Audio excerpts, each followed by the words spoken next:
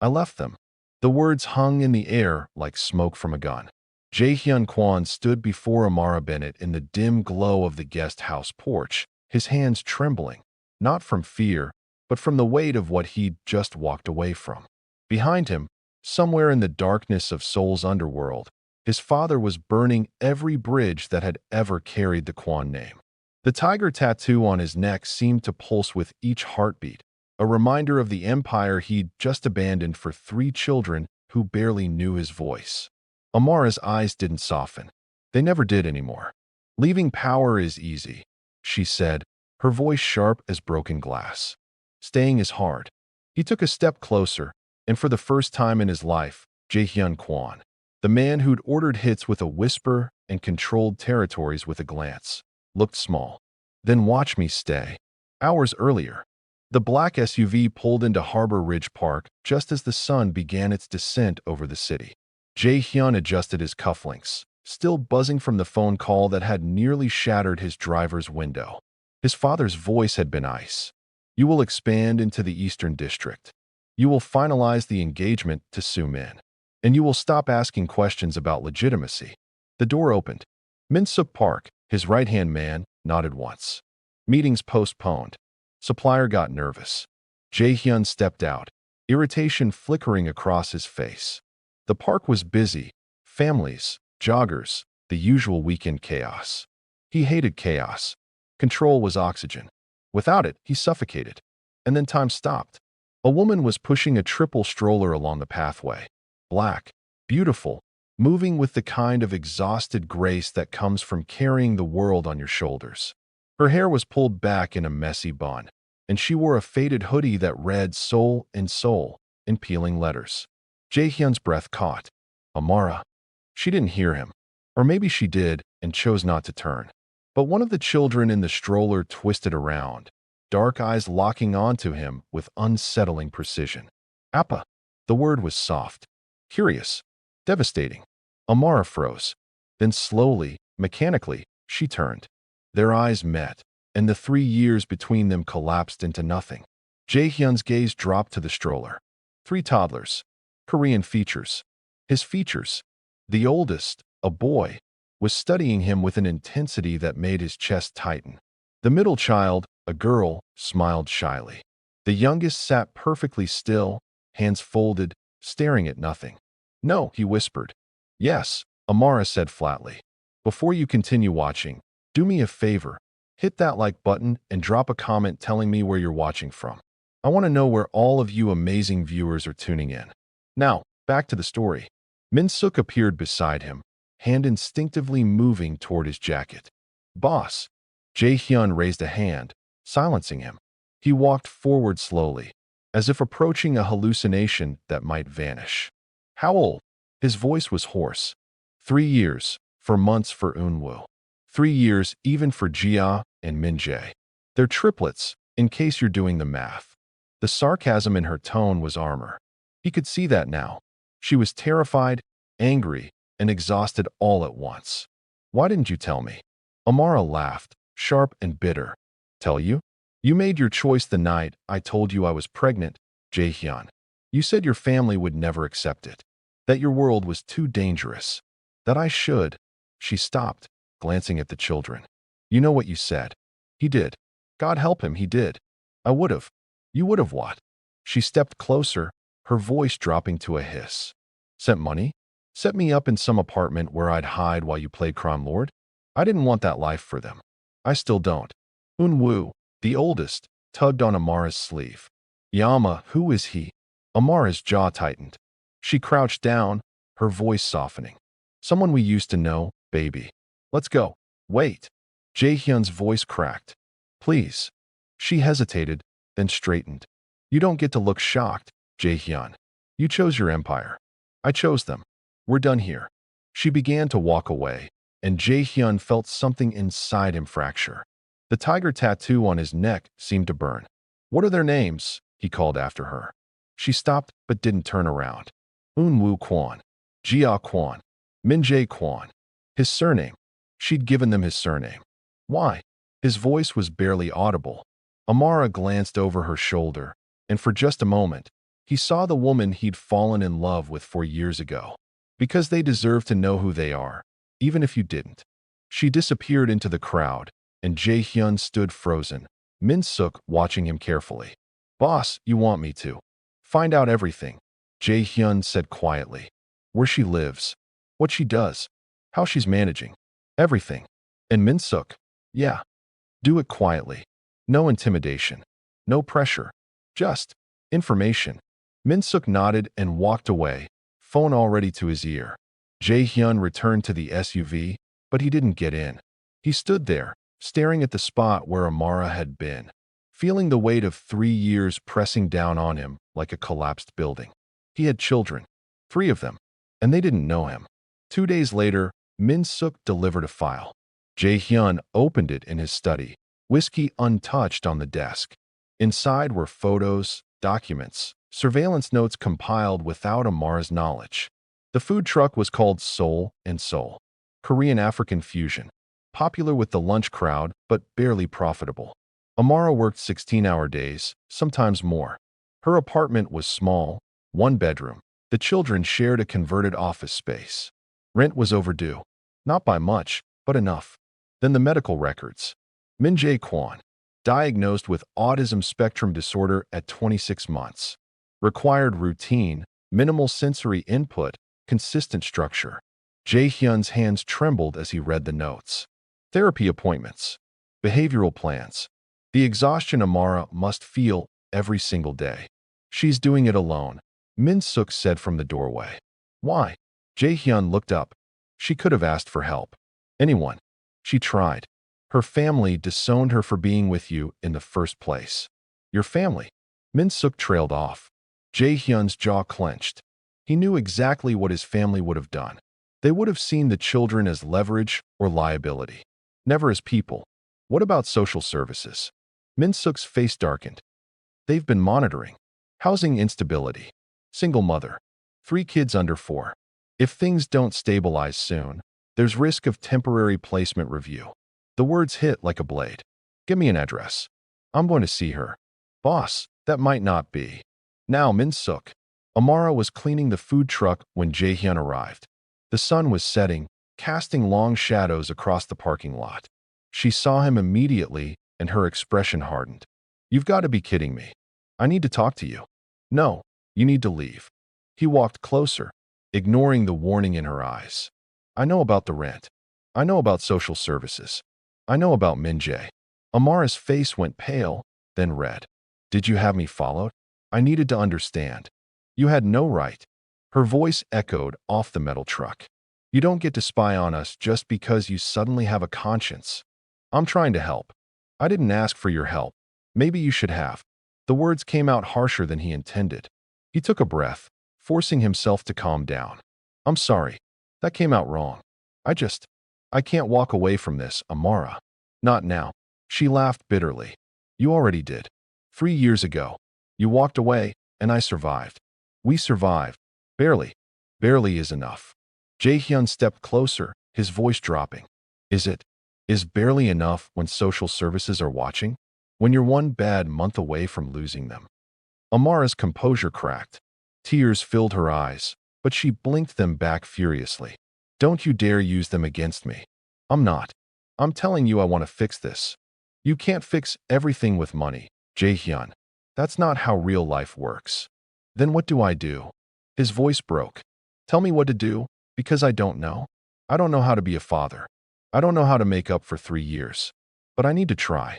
Amara stared at him for a long moment, searching his face for something. Sincerity, maybe, or just proof that this wasn't another game.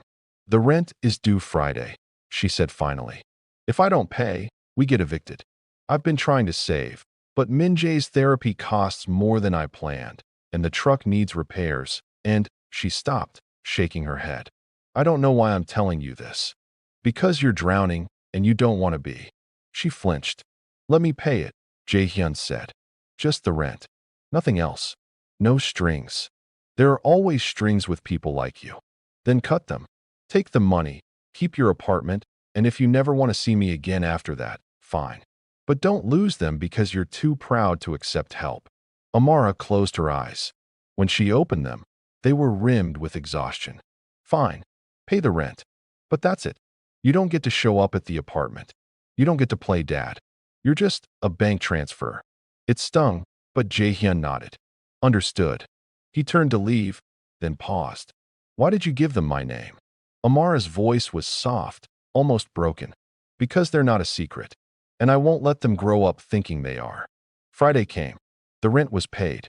But when Monday morning arrived, everything fell apart. Amara's phone buzzed at 6 a.m. She groaned, rolled over, and saw the name on the screen.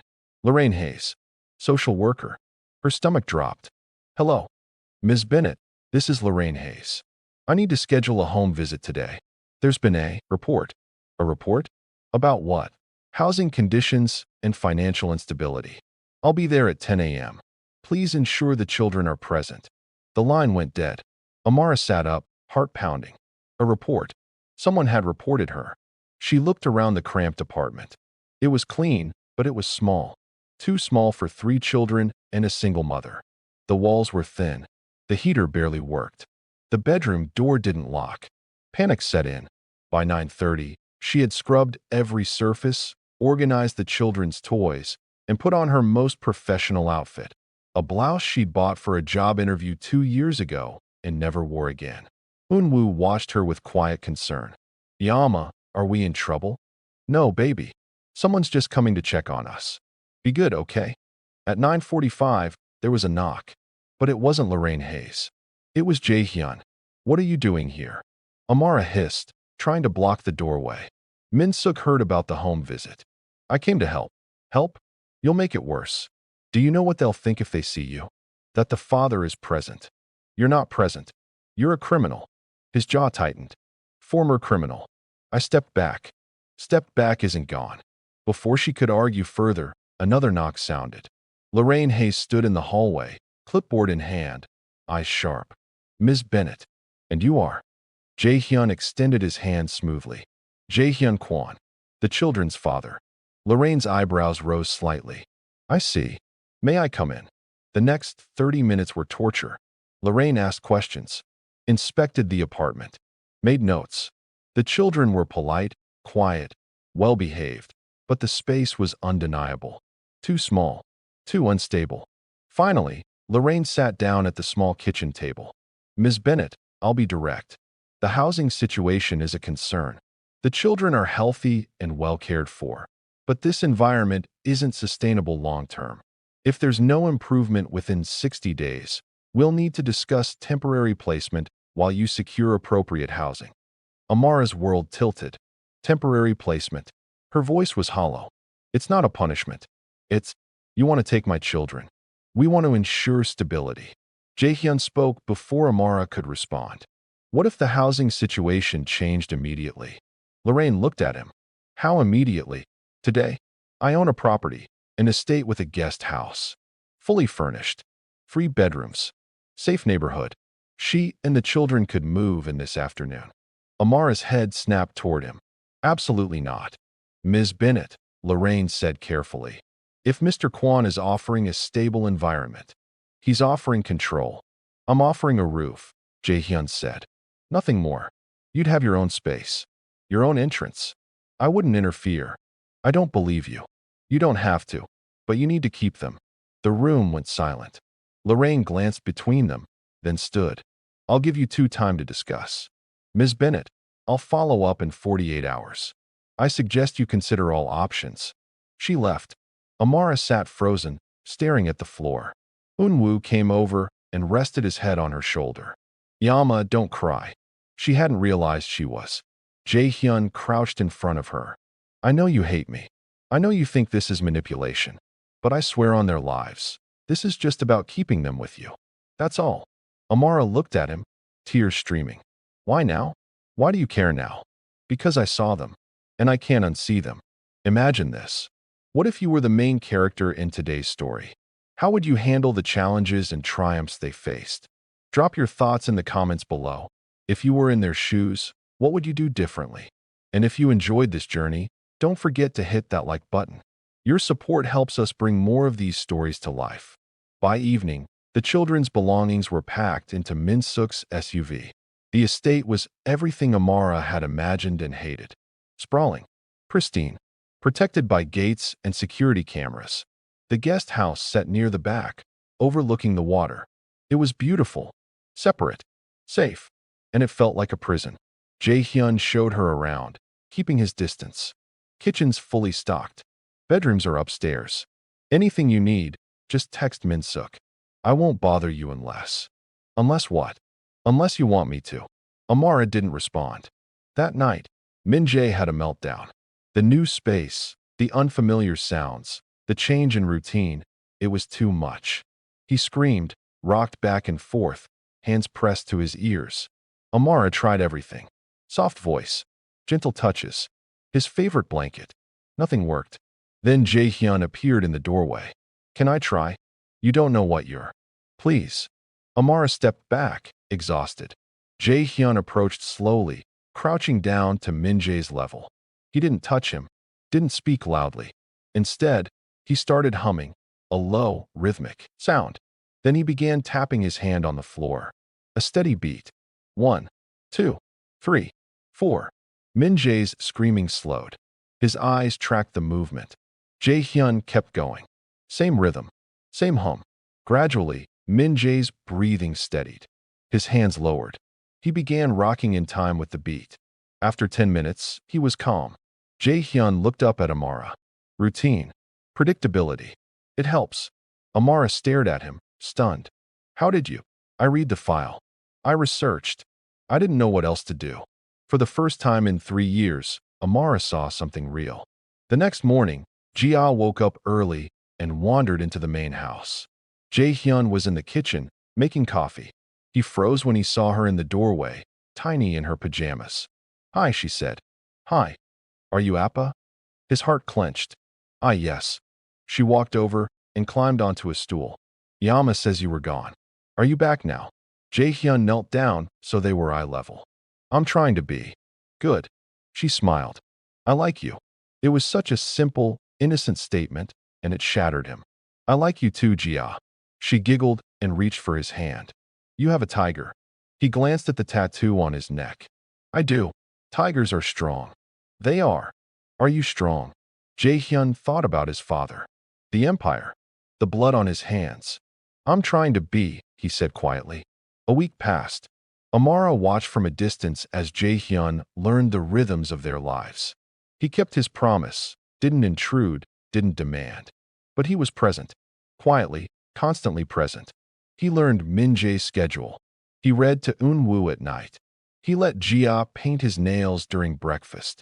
And Amara hated how much she wanted to trust him. Then came the phone call. Jae-Hyun was in his study when his father's voice crackled through the speaker. You've been distracted, Jae-Hyun. I've been managing. You've been playing house. With her. With those children. Jae-Hyun's grip tightened on the phone. They're my children. They're distractions. And distractions are liabilities. The engagement with Soo-min is in 2 weeks. You will attend. You will honor the alliance. I'm not marrying her. Silence. Then, cold as ice. You will do what is required. Or you will lose everything. Then I lose everything. The line went dead. Min-suk entered moments later. Boss, your father just moved assets. He's cutting you off. Jae-Hyun leaned back in his chair, staring at the ceiling. Good. Good. I don't need his empire. What do you need? Jae-Hyun thought of Jia's laugh. Min-jae's calm. Eun-woo's careful eyes. I need them. That evening, Jae-Hyun found Amara on the guest house porch. I need to tell you something. She looked up, wary. What? I'm done. With my family. With the business.